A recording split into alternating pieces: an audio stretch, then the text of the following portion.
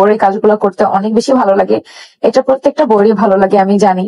এই ছোট ব্যাপারটাও কিন্তু স্যাক্রিফাইস করা অনেক কিছু, সেটাও আমি গত 2 বছরে স্যাক্রিফাইস করে রাখছিলাম। আমি তোমাদের ভাইয়ার কোনো কিছুই গোছাইতাম না।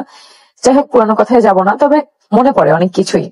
কিন্তু এটা কিন্তু প্রত্যেকটা বউয়েরই ভালো লাগার কাজ। তো তোমার হাজবেন্ডের সবকিছু তুমি গোছায় রাখবা, সে বাইরে যাবে তখন তুমি যেটা বের করে দিবা সেটা পরবে, তুমি যেভাবে গোছায় রাখবা সেটা পরবে। বরাবরই আমার এটা সবচেয়ে বেশি পছন্দ। তারপরে 2টা বছর এটা থেকে নিজেকে দূরে রাখছি, নিজে বঞ্চিত থাকছি। তারপরে দিন শেষে যাই হোক, আল্লাহ সবাইকে ভালো রাখুক, এটাই বলবো। বলতে গেলে অনেক কথা। তিশা আখির জন্য 2 বছর ধরে অনেক স্যাক্রিফাইস করেছে, এমনকি আহাদের কোনো দায়িত্ব নেয়নি সে। সব দায়িত্ব নাকি আখির উপরে দিয়ে রেখেছিল। তারপরেও দিন শেষে সে সকলের কাছেই খারাপ।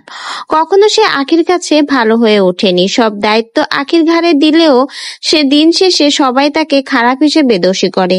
এই কথাগুলো এবার লাইভে এসে তিশা প্রকাশ করলো। তিশা তার মনের কিছু কষ্টের কথা শেয়ার করেছে, যেখানে সে বুঝিয়েছে সে আখিকে অনেক বেশি ভালোবাসতো। আখি আহাদের সংসারে আসার পরে সে আহাদের আর দায়িত্ব নেয়নি, সব দায়িত্ব দিয়েছিল আখির উপর, যাতে আহাদ আর আখি ভালো থাকে। সে কখনোই আহাদকে এভাবে ছাড় দিতে চায়নি। তারপরেও আখির মুখের দিকে তাকিয়ে সকল দায়িত্ব আখির উপরে দিয়ে রাখে। কিন্তু দিন শেষে সেই আখি সব দোষারোপ নাকি তার উপরেই করেছে। সে কখনো আখির মন পায়নি, এমনকি আখির কাছেও ভালো হয়নি।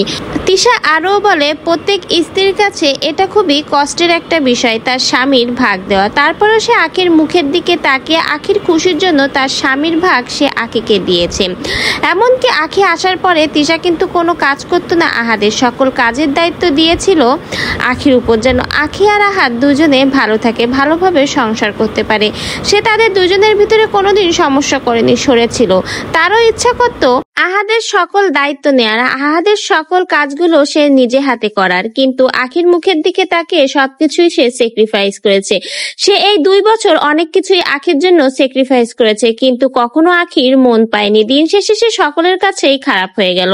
এবার দুঃখ প্রকাশ করে এই কথাগুলোই কিন্তু প্রকাশ করলো তিশা। তো ভিউয়ার্স, তিশার এই কথাগুলো শুনে আপনাদের কি মনে হয়? আসলেই কি আখির জন্য তিশা এই সকল কিছু স্যাক্রিফাইস করেছিল, না এর পিছনেও ছিল তিশার বড় কোনো স্বার্থ? নিজের স্বার্থের কথা চিন্তা করে এই সকল কিছু স্যাক্রিফাইস করেছে। তা না হলে কি আপনাদের মনে হয় কোনো স্ত্রী তার স্বামীকে এইভাবে স্যাক্রিফাইস করবে, স্বামীর ভাগ কখনো অন্য মেয়েকে দিবে? হয়তো নিজের স্বার্থ লুকিয়ে ছিলই বলে তিশা আপা এত স্যাক্রিফাইস করেছে, এবং লাইভে এসে সেই কথাগুলোই কিন্তু এবার প্রকাশ করলো।